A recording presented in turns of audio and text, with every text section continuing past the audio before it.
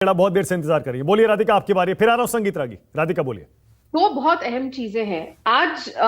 कई सारे लोकसभा और राज्यसभा में सांसदों को पूरे सेशन के लिए सस्पेंड कर दिया गया। उसमें से एक डीएमके के सांसद है पार्थिबान, जो खुद संसद में ही नहीं मौजूद थे, जिनको सस्पेंड कर दिया गया डीएमके के। आप ये देखिए, जब देश के वहां पे संसद में ऐसे बड़े फैसले लिए जा रहे हैं, जो संसद में नहीं है उनको सस्पेंड किया जा रहा है। इससे शो होता है कि इसकी आज की सरकार को कुछ पता ही नहीं है जी कि संसद भवन में क्या हो रहा है। इतनी बड़ी, मतलब ये तो मजाक बन गया हमारे देश के संसद का।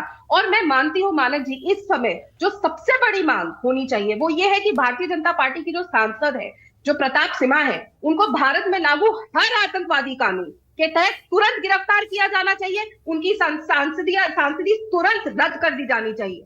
सवाल पूछे जाने चाहिए, अगर आपने उन लोगों को अरेस्ट किया है, उन पे यूएपीए लगा है, तो उस सांसद को भी गिरफ्तार करके उनसे पूछताछ करनी चाहिए। क्यों नहीं गिरफ्तार किया जा रहा? क्यों उनको अभी तक सस्पेंड नहीं किया गया? इंतजार किसका हो रहा है? और यह भी पूछना चाहिए कि उनके पीछे किसका हाथ है। क्या मोदी जी के साथ, जिनके साथ उनकी वो फोटो रोज सामने आती है, और ये सच्चाई है जो सुप्रिया जी ने कहा कि कोई मुसलमान होता या कोई क्रिश्चियन होता या कोई ऑपोजिशन का कोई होता तो क्या होता?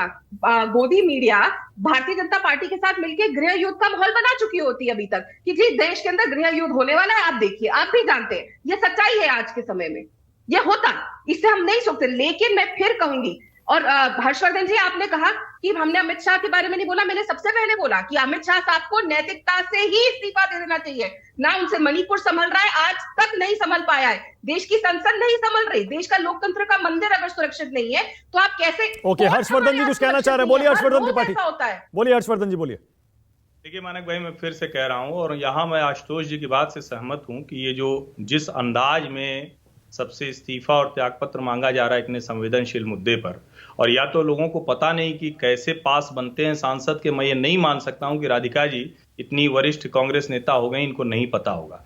लेकिन मैं भी बड़ा खुश हूं, ईश्वर की कृपा है कि आज ये इनमें से कोई मुसलमान नहीं है, और मैं टीवी पर कह रहा हूं कि ये आतंकवादी धाराओं में इनको निरुद्ध कीजिए। आज अगर ये मुसलमान होते तो राधिका खेड़ा जैसे लोग हमको भी गोदी मीडिया कह देते। अच्छा है कि ये मुसलमान नहीं, फिर भी मैं कह रहा हूं कि इनको आतंकवादी धाराओं में निरुद्ध कीजिए। बचना नहीं चाहिए किसी को। देश की संसद के अंदर कूदने वाले ये लोग, ये भूले भटके नौजवान नहीं हो सकते। और मैं फिर से कह रहा हूं, साजिश रची गई है। 6 लोग एक साथ, लंबी तैयारी, देश में अराजकता है, नफरत का बाजार है, केरोसिन फैली हुई है, माचिस लगा दो, आग लगा दो देश में। छोड़ना नहीं चाहिए ऐसे लोग। ओके आशुतोष, कुछ कहना